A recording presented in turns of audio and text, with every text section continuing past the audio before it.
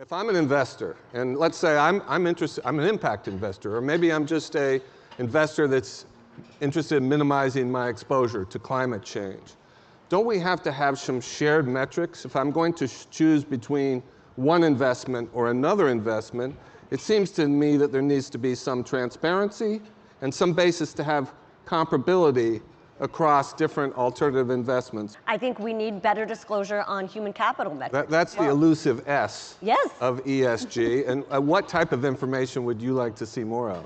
You know, we need to see a breakdown on diversity issues. We need to see metrics like turnover, because we know turnover costs companies money. We need to know not just how what the salaries are for your employees, but how are you investing in your human capital? I mean, what is your perspective as someone who actually owns businesses and being from Asia in terms of the awareness and the progress, the evolution of thinking about ESG in Asia? I think taking a step back, there are two things I think we're being asked. One is there enough information available so that investors can understand what's happening from an ESG perspective with their portfolio?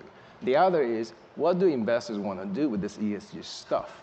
That is, particularly in private equity, we're tasked own businesses for a period of time and instigate some kind of change. Yeah. Jessica, let me ask you, what's your perspective? Do you think you have to make compromises? Is there a trade-off in terms of returns, but being really ESG conscious? Certainly areas like carbon, we're seeing that investors are, in aggregate, moving towards a better carbon position in their portfolios, and they're doing that with very good returns. If you start focusing on sort of the impact side, on the environmental and social benefit side, then you might face trade-offs if you, as Jessica just said, if you reduce significantly your opportunity set. People complain about corporate entities greenwashing by only reporting certain activities.